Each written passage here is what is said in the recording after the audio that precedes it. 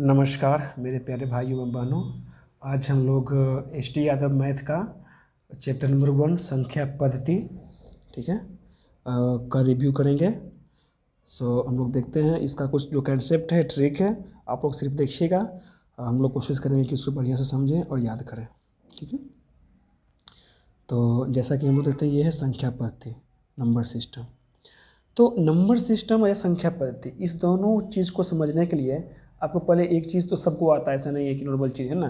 1 से 9 तक, 1 2 3 4 dot dot dot 9 10, ठीक है, 11। अब ध्यान से देखिएगा इस चीज़ को। आपसे एक क्वेश्चन पूछते हैं, डिजिट, ठीक है, डिजिट कितने होते हैं और नंबर कितने होते हैं, ठीक है। नंबर्स कितने हैं और डिजिट कितने हैं, ये फैक्ट बताइए, है ना। डिजिट कितने हैं, 9 ही डिजिट होते हैं। नंबर कितने होते हैं, इनफिनाइट नंबर होते हैं, समझ गए ना। डिजिट कितने हैं, 9 हैं, और नंबर कितने हैं, तो अनगिनत हैं, ठीक। अब हम लोग आते हैं संख्या पद्धति पे। तो इसी चीज़ को उलटफेर किया गया है डिजिट को ही, तो डिजिट से ही नंबर बनते हैं, ठीक है। अब आते हैं हम नंबर सिस्टम पे। नंबर मतलब एक, नंबर्स मतलब अनेक सारे नंबर, क्योंकि डिजिट से हम अनेक सारे नंबर बना सकते हैं, है ना। तो इसी का नाम दे दिया गया है संख्या पद्धति। Clear, number system. अब हम आते हैं नेक्स्ट पॉइंट पे। देखिए, एक बच्चों में जब हम लोग क्लास बच्चे में थे ना, तो हम लोग को एक चीज़ सिखाई जाती थी, नंबर लाइन, ठीक है। तो इस प्रकार से ये होता था, यहाँ पे 0 मान लीजिए, और यहाँ पे 1 2 इधर वाले प्लस इधर वाले में 1 2 3 और 4, 1 2 3 और 4, इधर वाले माइनस होता था, इधर वाले में प्लस होता था। सिंपल चीज़ है। तो यहाँ से आप फैक्ट रख सकते हैं कि जब हम इस मिड पॉइंट हम मान लिए हैं, तो आपके राइट हैंड की ओर आगे बढ़ने पर क्या होता है, प्लस होते हैं, और लेफ्ट हैंड की ओर क्या होते हैं, माइनस होते हैं। इसीलिए इसे इधर पॉजिटिव शो करते हैं और इधर निगेटिव शो करते हैं। क्लियर, ये कुछ फैक्ट हैं और इसमें कुछ है नहीं, है ना। अब आते हैं हम पे, तो ये हो गया पॉजिटिव नंबर, ये हो गया निगेटिव नंबर, है ना। इस सारे चीज़ को क्या बोलते हैं, पूर्णांक बोलते हैं, है ना। पूर्णांक बोलते हैं, इंग्लिश में से इंटीजर्स कहते हैं। क्या कहते हैं, इंटीजर्स। क्लियर। अब यहाँ से देखिए फैक्ट पढ़िए, धन पूर्णांक, ध्यान से देखिएगा, धन पूर्णांक। तो धन पूर्णांक क्या हुआ, जो पॉजिटिव नंबर है ना, और पॉजिटिव नंबर को हम लोग बिना, अगर किसी भी नंबर के पीछे ना कुछ नहीं लिखा हुआ रहे, सिंपल समझिए पॉजिटिव नंबर है, ठीक है। तो पॉजिटिव नंबर समझ में क्या होता है, किसी भी मिड 0 से आगे की ओर बढ़ने पर क्या होता है, दाएं की ओर जब हम बढ़ेंगे तो वो क्या कहलाएगा, पॉजिटिव नंबर। और 0 से हम अपने बाएं हाथ की ओर जब बढ़िएगा तो क्या कहलाएगा, निगेटिव नंबर। यानी कि देखिए यहाँ पे ऋण पूर्णांक मतलब ऋणात्मक पूर्णांक, तो इसके सामने माइनस का चिन्ह दिया जाता है, और इसके सामने प्लस का चिन्ह दिया जाता है। तो आप लोग धन पूर्णांक और ऋण पूर्णांक ये दो समझ गए, है ना। अब एक कन्फ्यूजन आपके पास और रहेगा, वो कन्फ्यूजन आपके पास है पूर्ण संख्या, है ना, अप्राकृतिक संख्या, ठीक है ना। इसको बोलते हैं होल नंबर, ठीक है, और इसको बोलते हैं नेचुरल नंबर, ठीक है। तो कन्फ्यूजन में मत होइएगा, ये 1 है, ये 2 है, ये 3 है, ये 4 है ना, मतलब 1 से 9 तक। तो प्राकृतिक में 1 से 9 तक नंबर पाए जाते हैं, तो ये नेचुरल नंबर कहला जाएगा। हम लोग एक जानते हैं कि एक 0 के खोजकर्ता कौन थे, 0 के खोजकर्ता कौन थे, तो आर्यभट्ट थे। तो वो 0 इसको जोड़ दीजिए, ठीक है। तो 0 इसको जोड़ दिए, तो ये क्या हो गया, ये पूर्ण संख्या हो गया। अब ये तो था हिंदी, पूर्ण मतलब पूरा, तो पूरा संख्या अब हो गया 0 से लेकर 9 तक, ये हो गया पूरा संख्या। और लेकिन सिर्फ बोलेगा धन पूर्णांक, तो ये हो गया 1 से लेके माइनस को। धन पूर्णांक को ही हम लोग कभी कभी नेचुरल नंबर मतलब धन पूर्णांक को ही हम लोग नेचुरल नंबर बोलते हैं, ठीक है ना। और 0 क्लियर। अब इंग्लिश में इसको कैसे ध्यान रखना है, देखिए सिंपल है, यहाँ होल नंबर है, होल नंबर में देखिए यहाँ 0 शामिल है, तो ये होल नंबर चलाएगा। यहाँ पे नेचुरल नंबर जो बच गया वो सारे के सारे नेचुरल नंबर में, मतलब होल नंबर में 0 शामिल होता है ना। तो कुछ नहीं करना आपको, पूर्ण संख्या का होल नंबर मीनिंग होता है इसको, ये तो आपको याद करना पड़ेगा, याद तो है ये। तो यहाँ पे कुछ देखना ये हो गया। तो धन पूर्णांक, पूर्ण संख्या, ऋण पूर्णांक और पूर्णांक। पूर्णांक इंटीजर्स होते हैं, है ना, ये दोनों को मिला के धन, ये दोनों को मिला के ही पूर्णांक बनते हैं। क्लियर। अब है सम संख्या, विषम संख्या, नंबर, है ना। तो नंबर देखिए यहाँ पे नंबर जो है, नंबर 2 प्रकार के होते हैं, एक सम एक विषम, है ना। तो सम चीज़ कॉमन है कि जो 2 से कट जाए, और विषम जो 2 से नहीं कटे, है ना। तो इसका लिखते हैं इवेन नंबर, और इसका लिखते हैं ऑड नंबर। तो ऑड नंबर बोले तो देखिए क्या है, ऑड नंबर बोले तो जो 2, इसमें 3 है ना, 1 2 3, तो 3 इसमें 3 है, तो 3 क्या है, एक विषम संख्या है। और इवेन क्या है, इसमें देखिए 2 नंबर हैं, एक ई है एक ई है। ये मतलब कंसेप्ट थोड़ा सा अगर कन्फ्यूज़ होते हैं उसके लिए है। ई यहाँ भी है, ई यहाँ भी है, दोनों जगह ई है, यानी कि ये क्या है, 2 से विभाज्य होगा और ये 2 से विभाज्य नहीं होगा। क्लियर। सम संख्या विषम संख्या हो गया क्लियर। अब हम लोग अगले पॉइंट पे बढ़ते हैं। वो पॉइंट है भाज्य संख्या और अभाज्य संख्या। ठीक है, क्या है, थोड़ा सा और इसको बड़ा कर देते हैं हम लोग। भाज्य संख्या और अभाज्य संख्या। तो भाज्य संख्या क्या होता है, अभाज्य संख्या क्या होता है, आप पहले इस चीज़ को समझिए, पहले इसको समझिए, वास्तविक संख्या क्या होते हैं। अच्छा नहीं, पहले हम लोग इसी भाज्य संख्या अभाज्य संख्या। देखिए भाज्य संख्या, ध्यान से सुनिएगा, भाज्य संख्या जो किसी से विभाजित हो ही नहीं। अच्छा, चूँकि देखिए एक क्या है ना, एक इज़ द यूनिक नंबर। एक को आप लोग चर्चा मत लीजिए, नहीं बोलते ना कि अगर तुमको मेरे तरफ रहना है तो मेरे तरफ रहो, या उसके तरफ रहना है तो उसके तरफ रहो। हम लोग जब गांव में या देहात में कहीं कहीं खेलते थे, मतलब कोई सा चीज़, तो उसमें क्या ना, जो बचता था ना, उसको या तो हम अपने तरफ भी रखते थे कभी कभी, और उसको उसके तरफ भी रखते थे, तो गलत बात था, तो उसको तो कोई गिनता नहीं था। इसीलिए जो एक है वो एक is the only unique number, है ना। तो कहीं भी कोई एग्जाम में नहीं 1 आ जाए ना, तो 1 कभी आप टच ही नहीं करेंगे, है ना, 1 कुछ है ही नहीं। क्लियर, आगे बढ़ते हैं। अब क्या है अभाज्य संख्या, तो इसका उसको हम क्या बताएं, जो सिर्फ अपने आप से कटता हो। देखिए क्या लिखा हुआ है, जो संख्याएं स्वयं एवं एक से, है ना, जो संख्या सिर्फ अपने आप से कटता हो और किसी से कटे ही नहीं, ठीक है, और किसी से कटे ही नहीं, वो क्या कहलाते हैं, अभाज्य संख्या कहलाते हैं। एग्जाम्पल देखिए, जैसे कि एग्जाम्पल लेते हैं हम लोग 1 2 3 4 5 6, ठीक है ना। तो 1 को हम लोग छाँटेंगे, है ना, उठाते हैं 0 से, तो 0 तो चूँकि क्या है, ये तो इसका तो कुछ है ही नहीं, तो 0 को हम सॉरी 0 को हम लोग ऐसे इसको छाँट दीजिए। 1 को हम लोग यूनिक नंबर है, इसको भी छाँट देते हैं, है ना। अब 2 है, तो 2 किसी से कटता है, तो हाँ कटता है, किससे कटता है, तो एक से कटता है। तो 1 चूँकि हम लेंगे नहीं, तो है ना, तो 2 सिर्फ अपने आप से कटता है, तो 2 क्या हो गया, अभाज्य संख्या। ध्यान से देखिए, 2 क्या, अभाज्य संख्या।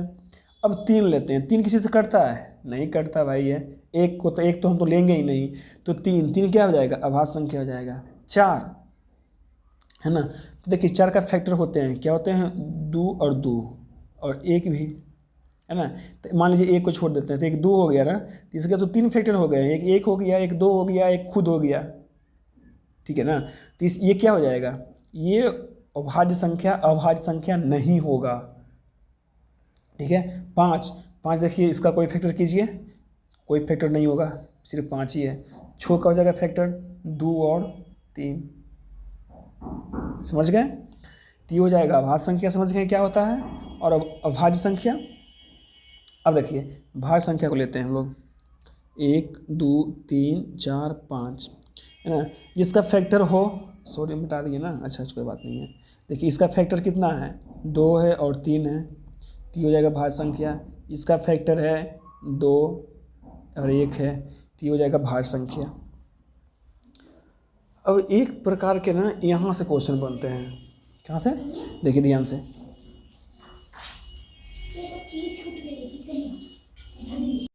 ठीक है, ये दोनों में डिफरेंट समझ गए। अब एक क्वेश्चन और बनता है, उस क्वेश्चन को ध्यान से आप पढ़िए, उसका जवाब दीजिएगा, ठीक है। अभाज्य संख्या से क्वेश्चन है, सबसे छोटी अभाज्य संख्या कौन सी है? ठीक है, क्वेश्चन ध्यान से देखिएगा।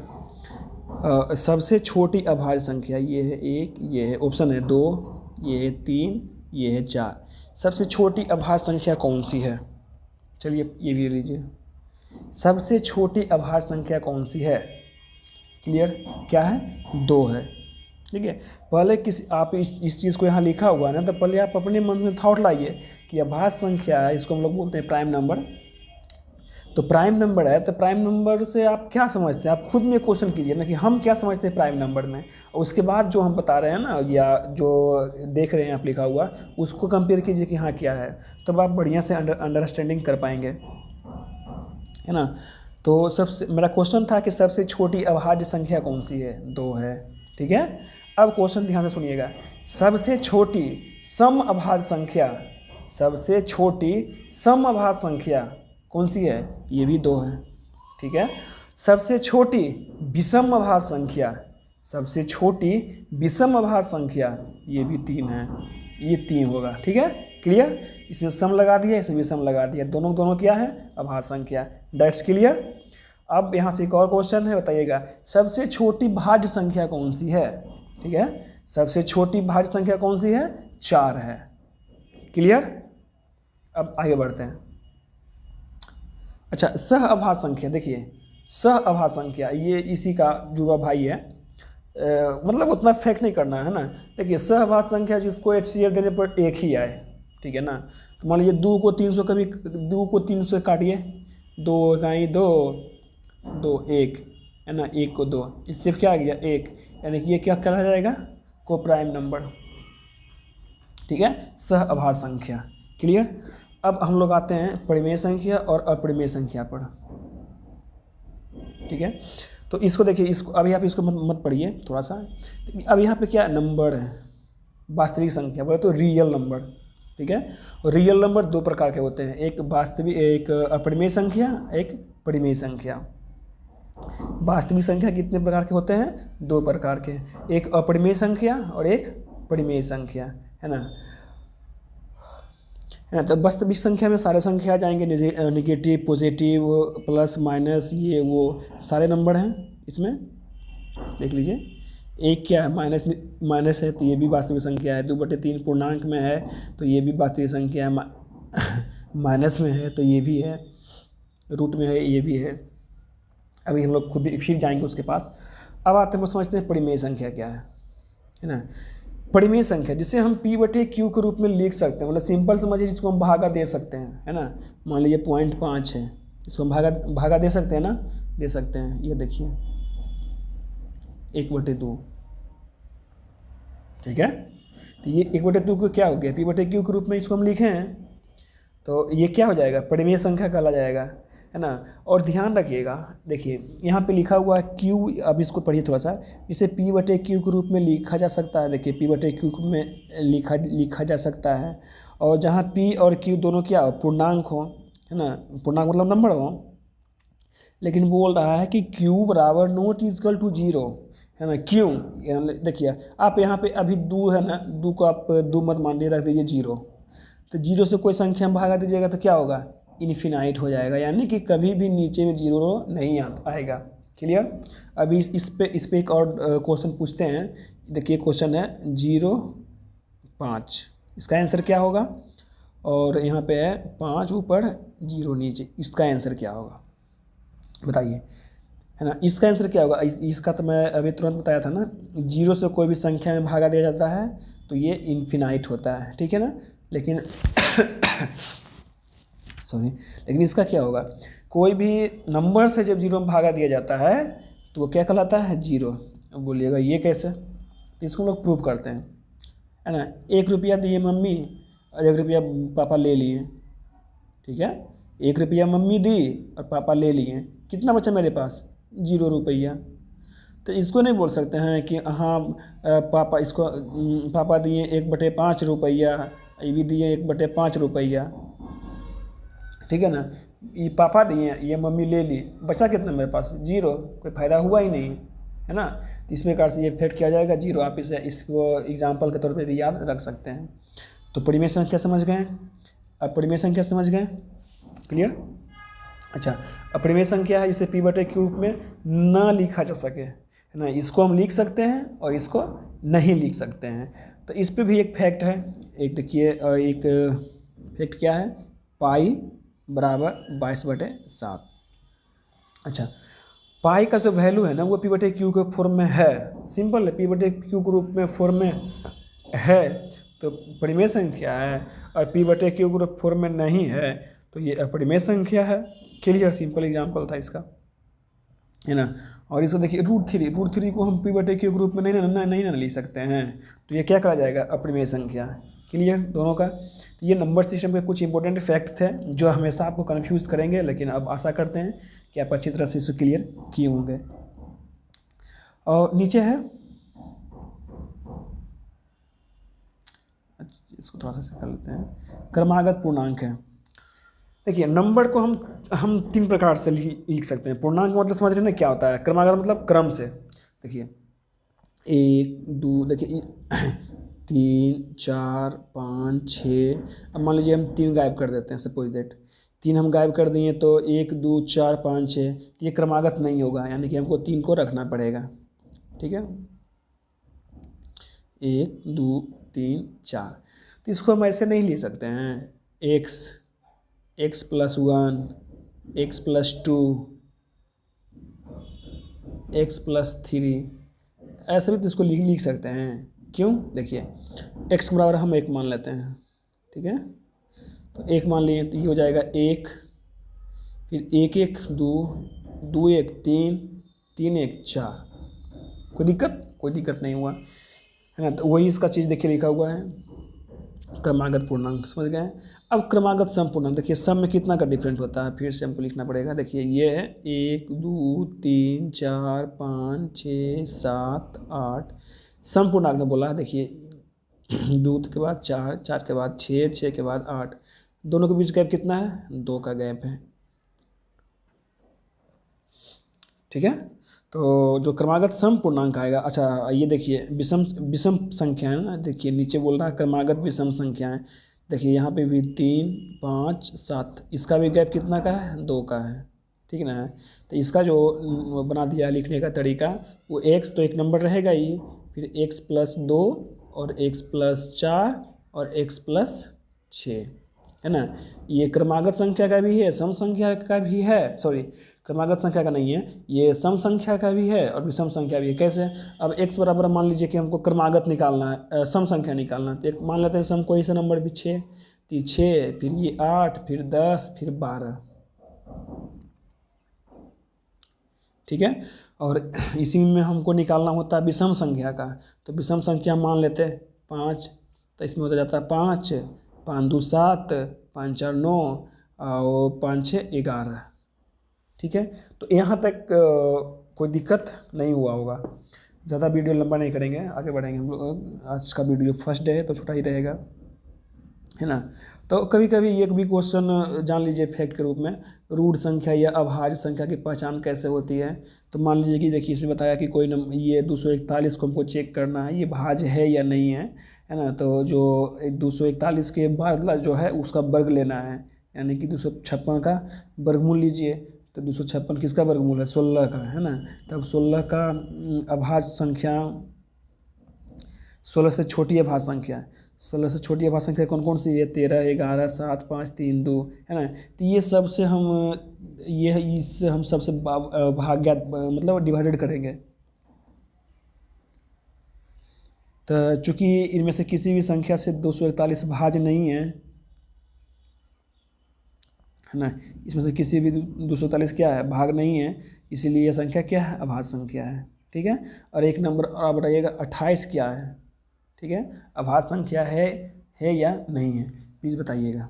ठीक है, और यहाँ देखो भैया, अब इसमें जो जितने लगभग 14 प्रकार के क्वेश्चन पूछे हैं इसमें से, तो हम लोग नेक्स्ट वीडियो में टाइप 1 प्रकार के देखेंगे। वीडियो छोटा भी होगा और साथ में हम लोग एग्जाम्पल जो है ना, एग्जाम्पल को भी हम लोग लेके चलेंगे। ठीक है, एग्जाम्पल का जो क्वालिटी है, एक पहले हम लोग एग्जाम्पल को टच करेंगे, फिर उसके बाद हम लोग उस पर जाएंगे क्वेश्चन आंसर पे। ठीक है, हम लोग टाइप बाय टाइप देखेंगे। तो कुल 14 प्रकार के हैं, तो कम से कम 14 भाग में इसके कुछ पार्ट आएंगे। तो सो थैंक यू। जय हिंद, जय भारत।